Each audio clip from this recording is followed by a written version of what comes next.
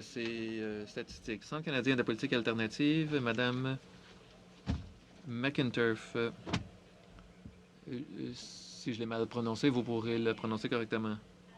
Merci. Eh bien, je m'appelle Kate McInturf et je suis chargé de recherche au Centre canadien de politique alternative et je remercie le comité de m'avoir invité aujourd'hui. Aujourd'hui, les hommes et les femmes au Canada ont des niveaux égaux d'éducation, d'ambition et de capacité. Cependant, ils sont traités différemment dans notre économie, notre société. Les hommes et les femmes travaillent dans des emplois différents, à différents salaires, pour des heures différentes et font un nombre d'heures différemment de travail non rémunéré. Et pour la première fois, les femmes, depuis qu'on le mesure, sont plus à risque d'être victimes de crimes violents. On a besoin de politique qui corrige ces différences. Pour que le budget fédéral 2018 soit bon pour les hommes et les femmes, il doit investir dans ce qui suit. Investir de façon égale dans les secteurs à prédominance, les secteurs d'emploi à prédominance d'hommes ou de femmes. Investir dans les emplois où les femmes gagnent un salaire décent, c'est-à-dire les soins à la maison. Le revenu médian pour ces tels travailleurs était sous le seuil de la pauvreté. Le gouvernement doit appuyer les travailleurs à temps partiel. 67 de ces travailleurs sont des femmes.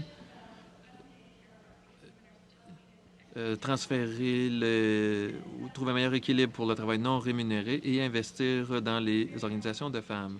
Je pourrais vous donner plus de détails sur tous ces points il y a plus de détails sur notre mémoire, mais aujourd'hui, je vais me concentrer sur le dernier point, l'investissement dans les organisations de femmes. Je vais vous présenter mon expérience personnelle. Moi, je suis en 3e année de traitement de cancer. Je ne sais pas, je vais être là pour combien d'autres budgets, mais si je pouvais vous convaincre de faire une chose aujourd'hui, d'apporter un changement qui peut changer les vies d'autres personnes et peut sauver des vies, alors que j'ai encore un peu d'énergie, c'est d'investir dans les organisations de femmes. Ces organisations se retrouvent dans toutes vos communautés. Ce sont des organisations comme Anderson House à l'île du Prince-Édouard, un refuge qui rejoint plus de 450 familles chaque année. Des organisations comme le Calac d'Estrie qui appuient des survivants d'agressions sexuelles dans la région de Sherbrooke. Des organisations comme l'Association des femmes immigrantes de Calgary qui a aidé plus de 80 000 femmes à trouver des emplois et à se bâtir une nouvelle vie au Canada. Ils font partie des organisations les plus sous-financées du secteur à but non lucratif au Canada. Mais la recherche le démontre clairement. Elles correspondent aux moyens le plus efficaces pour l'amélioration de la vie des femmes. Pour vous donner un exemple, ce que la recherche nous a démontré, lorsque le gouvernement hollandais a investi 100 millions de dollars dans un fonds d'égalité entre les sexes, cela a changé la politique publique au niveau national dans 46 pays, influencer les gouvernements locaux dans 38 régions et changer la vie de centaines de milliers de femmes. Lorsque notre gouvernement a investi dans le Fonds des femmes à l'étranger, ils ont constaté, d'après leurs évaluations externes, que les résultats du Fonds des femmes étaient le mécanisme qui a le plus réussi à valoriser les femmes. Au Canada, d'après les estimations du gouvernement fédéral, la violence envers les femmes coûte à notre économie 12 milliards de dollars par année. Cela représente environ 415 dollars par habitant.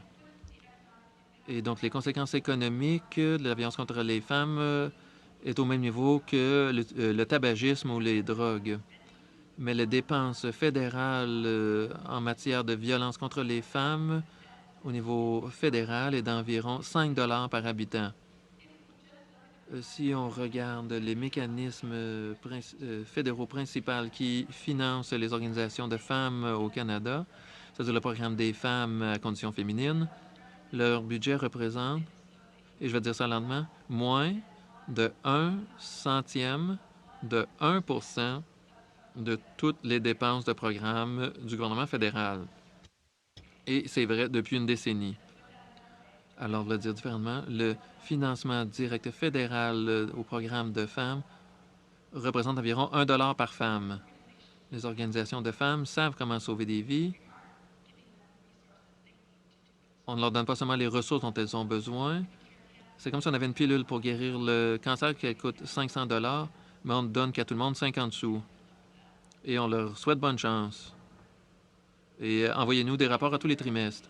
Étant donné l'urgence du travail que font ces organisations et les avantages clairs de leur travail pour nos communautés et nos vies, étant donné la sincérité et l'engagement des femmes qui dirigent ces organismes, je ne comprends pas pourquoi on ne veut pas les appuyer.